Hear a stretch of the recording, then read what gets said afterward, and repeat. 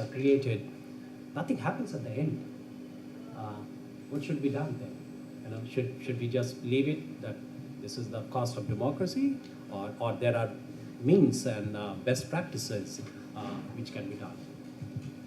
Anybody? Yeah, so actually, just Tabrez, going step back, uh, I would like to play devil's advocate here. So when we are talking about like public policy, who is framing the policy? Who has the powers to make policy? It is the executive, it is the government, right? And how much ever we may say about bringing professionalism or transparency, fact of the matter is that who is accountable for a policy which goes bad? It's the government, right? So how many times the stakeholders come forward when their bottom line is not getting hit? It is the stakeholders also come forward when it is their bottom lines which are getting hit or they are affected by some particular policy. Not everybody is actually contributing to public policy making formulation which is being adopted. So there are a lot of other issues here. I don't want to simply say that we need to bring in professionalism and transparency because it is not just one government's job to make a good or bad policy. Now, in that, there are a number of things which the government is doing. As I said, it's whether it's either the government or the parliament.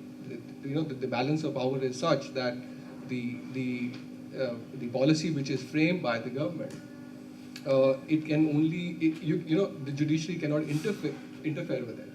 It cannot say that this is good or bad. They can maybe say that to some extent say that okay, there are certain guidelines that you need to follow, as we heard Justice Singh saying.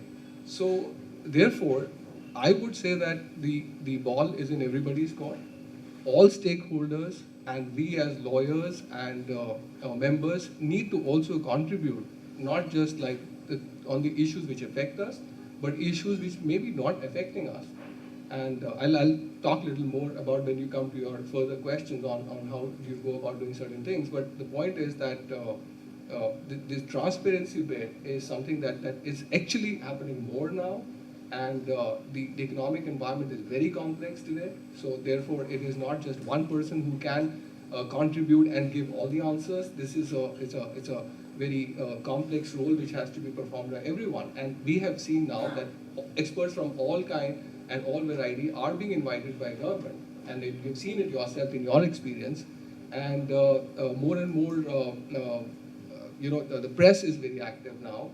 So therefore, anything that happens, a lot of things actually get tried by media itself. That's general perception, right? So I think that these are very interesting times, and we need to rein this whole thing. And as the suggestions are coming that we should have a broad policy framework for policy making, So it's pretty interesting.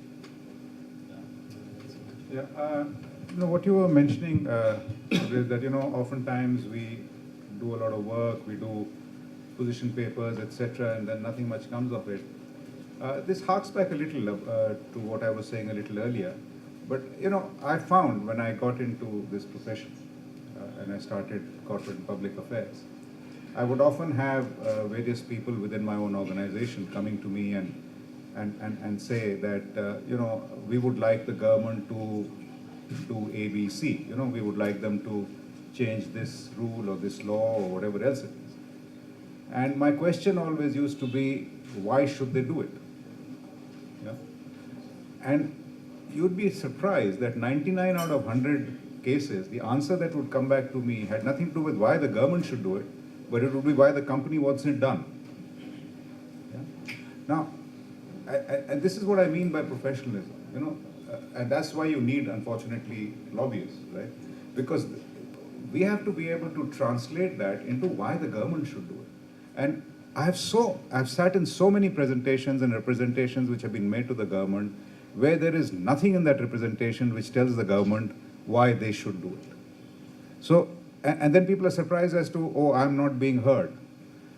That's one problem. The second problem is that whether we like it or not, in a country like India, we really have very conflicting priorities. And a classic example of that is that when I was associated with the alcohol sector, and as you know, that's a highly regulated industry and it's regulated at the state level. The person who's responsible for implementing the rules at the local level is the excise commissioner. And he has a very interesting designation. his designation is Commissioner Excise and Prohibition. That's his designation. Now, so therefore he's wearing these two hats. One hat of which tells him that there should be prohibition in the state, which means there will be no excise revenue. And the other hat that tells him that I have to increase my excise revenue. So now, I mean, when you have someone, now when you go to him, and I've had this happen to me, when I've gone to certain states and said, look, if you do this, your revenue will go up. And he'll say, no, but also the volume will go up. My job is not to increase the volume. I said, yeah, but I mean, you want your revenue to go up or not to go up? Yes, but I don't want the volume to go up. You know, so there's an inherent conflict there. And often, therefore, policy, I find, because of the lack of process, becomes individual driven. So depending on who the individual is sitting at that particular point in time in that policy making body, it's either this or it is that. And, you know, even in our own pharmaceutical sector, etc., it's so dependent on who is that person occupying that seat at that particular point in time and what his or her proclivities are, or his or her strength of his or her backbone is. The policy gets shifted according to that direction. And I think this happens because, as he also said, there is lack of process. There is not a clearly defined process that is laid out, that this is what will be followed, this is the criteria, these are whatever, you know. And I think that's where the problem is. So, just touching upon what Ranjan said, and then probably adding to what Sandeep said. Ranjan talked about accountability. And Sandeep in some ways said in terms of how it is people dependent. So what happens is you cannot have accountability if there is no consistency. And that is generally the problem while policy making. So people change, time is too long, and hence we really do not find a very good public policy coming out.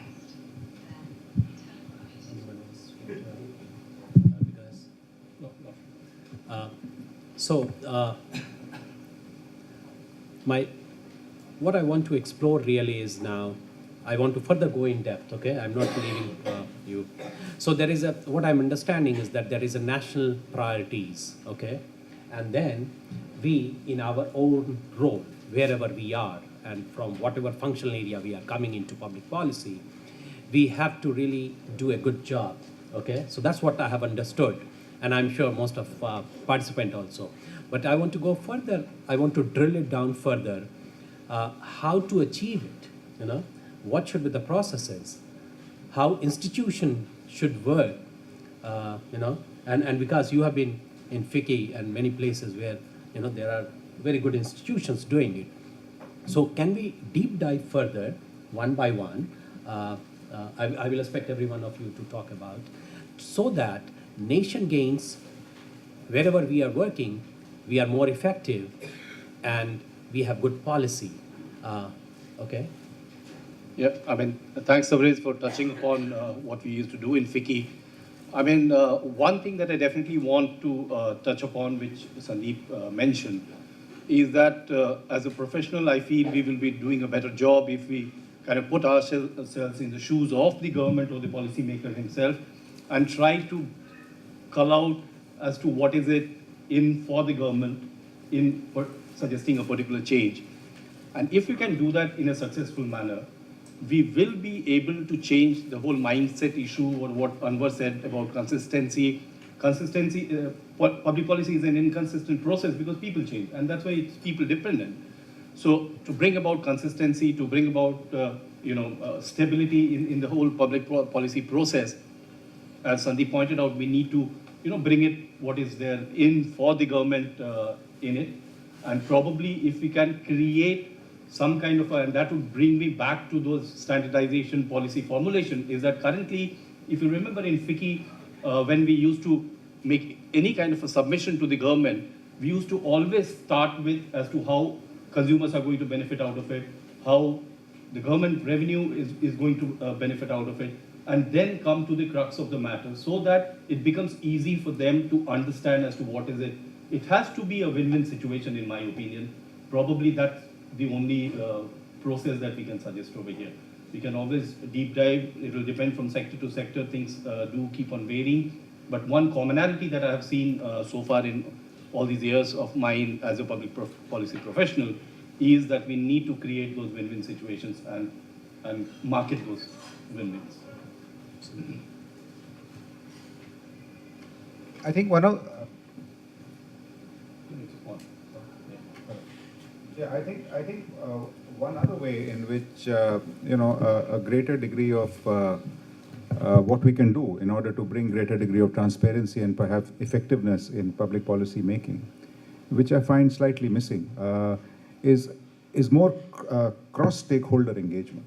Oftentimes what happens is, if you look at it, today the policymaker is almost interacting one-on-one with different groups of stakeholders. And there is very little opportunity of actually having a collective interaction. And I think the benefit of such a collective interaction, as one of the points Amitabh was mentioning, is in terms of accuracy of information, for example.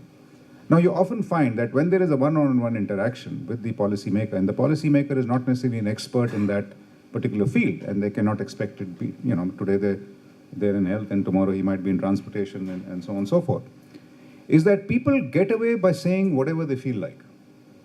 Like, for example, if you take the pharmaceutical industry as an example, there's one of the hot buttons these days is compulsory licensing.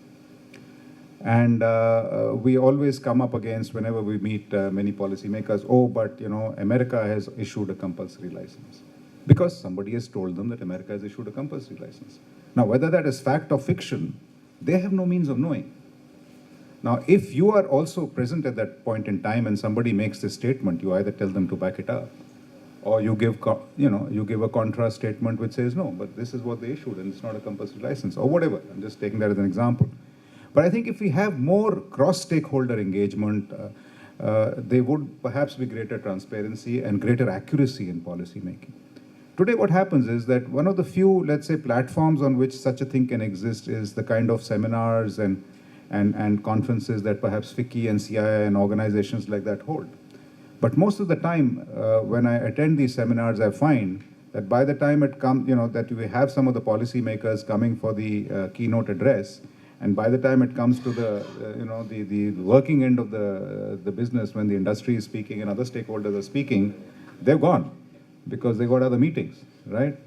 I mean, we all have meetings, but then the point is, how seriously do they take that engagement? Or how important is that engagement to them? Because they're in any case having it as a one-on-one thing, and they prefer that, because then they can often play one group against another group, or play one piece of information against another piece of information, which doesn't serve the proper purpose. I totally agree, and I request Kaviraj to really create a kind of background paper out of this conference and send it to everyone. Yeah, please go ahead. I just want to give a very broad comment on this issue. I think what we are bordering here is the question of including and question of inclusiveness of various stakeholders in the policy making formation. And looking at it at the moment from government perspective, I know that if I look at it from industry perspective, the answer would be completely different. So right now I'm looking at it from government perspective, the person who is sitting and trying to frame policy, because these are the preferences which are going to shape into policy and then maybe pave way for making legislation and regulation. So that's the process, right? And now when you look at the way we are as a society, we are very diverse, we are very heterogeneous, and there are so many stakeholders. And when I am looking at who do I include, question is, who's going to decide who is the stakeholder? Now, if I choose that these are the stakeholders, I could be questioned on that. So therefore, first problem that I face is who is the stakeholder in this issue? Okay, and second is that I just want to give you an example. If you are thinking of making, let's say, a legislation or let's say broader policy framework for protection of women, for example. Okay, I know that we are talking more about economic laws, but just to give you an example, how do you decide which women actually require safety or protection? And who should you actually approach, and whether they are able to give the comments that they would like to give, whether you are able to include every section which is there in the society as of today. I think finally what it boils down to is that the government has to create an environment where whoever wants to be heard is heard. Okay? I think there are a couple of points when we talk about inclusiveness. Inclusiveness necessarily means to include, but in this connotation, it should actually mean elimination of exclusion. And I'll quote an example, and this comes from my background in the pharmaceutical industry. When this drug price control order, this policy was being debated, of course, many stakeholders were invited for putting up their comments. So we had the non-profit organizations, we had the medical fraternity, which prepared the national list of essential medicines. We had the industry, we had the government stakeholders, we had the legal luminaries. All of these people came together. But the people for whom this policy was actually going to be made, the patients, they hardly got a hearing.